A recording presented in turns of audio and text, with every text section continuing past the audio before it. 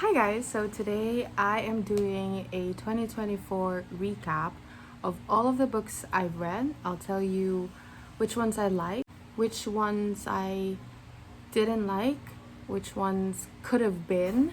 And yeah, by the way, Happy New Year. It's 2025. Beginning of the year is quite memorable for me. I spent it in the US and I passed the only subject left I have in law school. So I knew that I was going to graduate. I also took the bar exam. Unfortunately, I didn't pass, but that's okay. What else happened? Tried looking for a job. Still am looking for a job. Yeah, I haven't had a call back yet. So hopefully by this year, I'll manage to find a job. Beginning of the year, I read like 2 books from January up until September, and then post bar exam, I ended up reading 10 books. So these are the books that I've read. Let's start now. Let's talk about these. In January of this year, January, February, I think, I read 2 books. This is 2 books lumped into one. This is On the Genealogy of Morals and Ecce Homo by Friedrich Nietzsche. This was the first Nietzsche book that I read and finished. I did start Thus Spoke Zarathustra last year or 2023. I read about Nietzsche in college and law school. It wasn't until I read a collection of philosophers that I really gravitated towards his ideas and his philosophy. So that encouraged me to buy anything Nietzsche, and the first Nietzsche that I bought was from the Little Black Penguin Classics, like a tiny book. So that inspired me to finally read an actual book of Nietzsche. The Genealogy of Morals is something that was a little difficult to read. I most of the time read fiction books or self-help books, but in 2023 I started reading philosophy books. The Genealogy of Morals is definitely my favorite. It was an eye-opener. Everything was just shocking. I've spent the last few years just, to be honest, I was really bored with the selection of books that I had and chose to read. So reading The Genealogy of Morals just reignited my love for books. So I'm glad that I read this beginning of the year. Ecce Homo is the second book that I read, obviously, because it stems from the same book.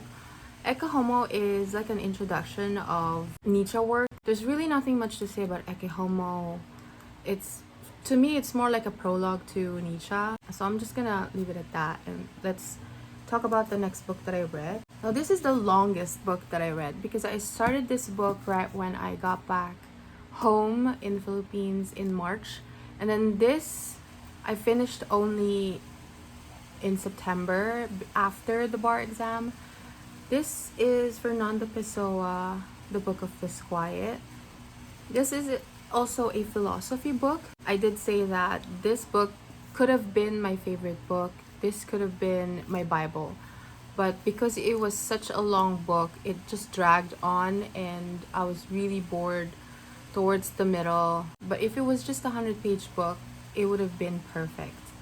I really connected with this book, with the author. Pessoa is such a confusing character, and his work is just as confusing. But there's something about how disintegrated his thoughts were that was just so fascinating to me and was just so relatable. So I really, really enjoyed this book, except for the latter part. Now, afterwards, I've kind of forgotten the chronological orders of the books I read, so I'll just talk about them randomly. The next book that I read is The Unbearable Lightness of Being by Milan Kundera. This one. This is a really famous book. It's also philosophical. I found out about this from RM of BTS. I think he recommended it somehow and people knew about it. I don't know exactly where they sourced the information from, but I read this because RM said so.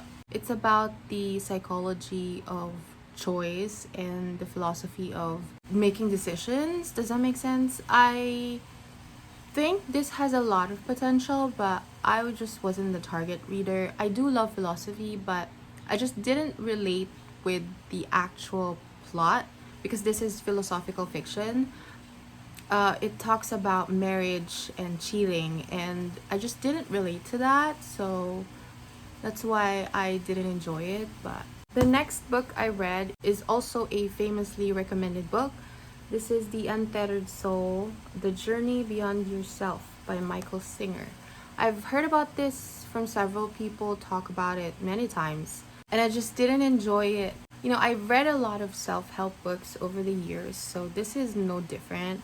Might as well be one of the worst that I read. Is just the advice that I got from this book just felt pretentious. Basically, the main idea that I got out of this book is to fake your own life, and I just didn't agree with that.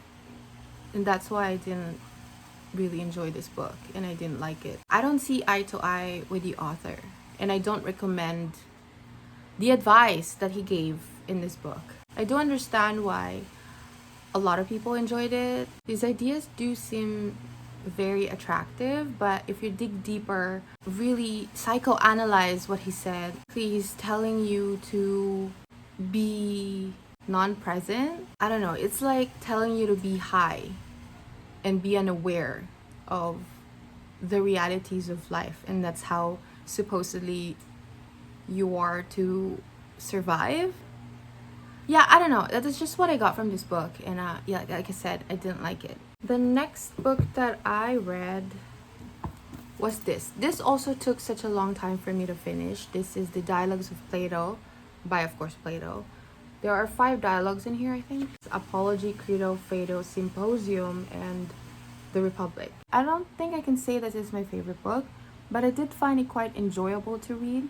I really enjoyed the ideas that I got from this book. I enjoyed reading from Plato's point of view, but I just didn't connect with what he was talking about. I keep saying this again in my social media accounts that this book is like a circle, but I was looking for a hexagon. And although it fits the circle, this book fits in a hexagon, it just didn't quite get all of the angles and all of the points that I was looking for. So it does have potential, but it was just missing a factor. I don't know what it is. But I do recommend it. It's a very interesting read. Next that I read after Plato, well, I got so exhausted from reading Plato that I was convinced that that was the end of my philosophy journey. So I bought a bunch of fantasy fiction books, but I only ended up reading one and I didn't like it. This is what I chose to read because primarily of the cover. It's called The Daughter of the Moon Goddess by Su Lin Tan. I was fooled by this at the top. It says national bestseller. Yeah, I didn't like it. Maybe I just wasn't the target market. It feels YA. The dialogue just seems off and awkward and cringy, and just the chemistry between the main character, the female character, and the male lead just doesn't feel real. It just doesn't feel quite right. There was just no chemistry, basically. That's what I'm talking about. The plot did seem to have a potential. I mean, it's very interesting in the first place. It's Chinese mythology, and it's about the daughter of the moon goddess. So it's very interesting if you think about it, but the execution and just the dialogue and the flow of the story just wasn't giving. It felt lacking. It felt like it was missing a heart. Like it was just physical. And yeah, I just didn't connect with this book. And besides the cover, I really didn't like anything about it. The main character is just spoiled, bratty, and too proud, and I just hate reading from her perspective. So I actually DNF'd this book. Now, I decided to go back to classic fiction book, and it is The Count of Monte Cristo by Alexandre Dumas. Now, I know this is such a tiny book for Count of Monte Cristo. I didn't understand it at first. When I browsed through the pages, I thought the font is going to be super tiny, that it would fit in this length. I think this is a abridged edition. I still quite enjoyed it. I do not plan on reading the unabridged one because, well, it's just too much. It will take too much time, and I just want to read other books. I still very much enjoyed The Count of Monte Cristo. It was a big departure from the movie that I saw, like the story, and that was very refreshing. Usually when I read a book that I watched a movie of, it ends up being boring because you already know what's going to happen, especially if the movie is an exact replica of the book, aka The Godfather by Mario Puzo. But The Count of Monte Cristo, the book version, is actually better than the movie, and there are more characters, the story is more diverse, it's more broad. It was just much more complicated than the movie. The movie had a happy ending. This book had a more realistic ending. And at first, I actually preferred the movie ending, but come to think of it, afterwards, I realized I very much prefer the book ending. If you take reflections from this book about forgiveness and revenge and anger and acceptance, it just had a more acceptable ending and a much more believable ending. So then I finally finished Thus Spoke Zarathustra. This year I only had like 100 pages left from 2023. This is the first Nietzsche book that I read, like an actual book of his, like an actual work. It was so difficult to read. I couldn't follow most of the time, and I end up spacing out, so I decided to give a break for like a year. Finally, I picked it up again and had the motivation to push through to the end. I absolutely enjoy this book, looking back. Because this follows a story, it follows Zarathustra in his quest, in his adventure. It is a little bit difficult to interpret his words as compared to like a nonfiction book like this, where the author gives you the idea directly and you don't have to interpret it. So this is more difficult to read. It was a painful pleasure to read, if I can say that. I especially love his idea of mountains and how he discussed that in relation to success, and that you have to go deeper. It's like you're seeking pain and failure more than you're seeking success, because a mountain doesn't grow on air, it grows on land, so you have to dig deep, and you have to even go underwater, submerged into the depths of the sea, because some mountains at least, come from the sea. So to be taller and to be higher, to achieve great lengths, you just have to basically suffer first. Yeah, I don't know, I can't explain it, I can't put it into words, but that's like the gist of one of the ideas that he talked about in this book that I really enjoyed and loved and appreciated. The last 3 books I read are tiny books. I actually received as a gift this book collection, this book set, the Art of War collection. It has the 7 military classics from ancient China. I am a huge fan of the Art of War. I love that book. I preach that book. I go to bed thinking about that book. So I was really excited when I got this entire collection. I ended up reading 3 of the books from that collection. If I compare all these 3 books to Art of War, there's not much of a difference. It's more just these 3 are more detailed, and they're more geared towards an actual war advice, because Art of War is more, although it gives also advice on war, it's closer to just life advice in general than these 3 books, because these are hello go away for a bit. These 3 are like literally tells you what to do in war. It's like being in actual war and hearing orders from a general. So the first book that I read is The 3 Strategies of Wang Shigong. This is an okay book. I enjoyed it. It was such a quick read. It doesn't stem too far from The Art of War, except this is more conversational. I think these 3 are more conversational. That's what I was trying to say, than The Art of War. Wood Sea is the second book that I read. Now this one I really, really enjoyed. It lists things. So for example, it lists down 6 situations where one's army must retreat. And then the last book that I read is Six Secret Teachings of Taigong. Now this is very similar to Wuzi.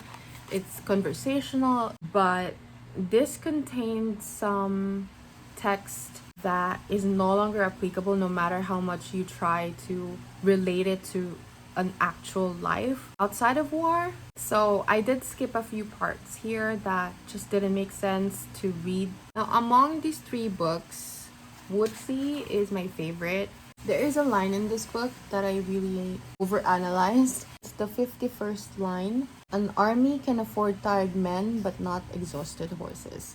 So if you want to interpret these texts in real life, you have to put symbolisms in the words. So for example, tired men could mean the body, and horses could mean spirit or hope.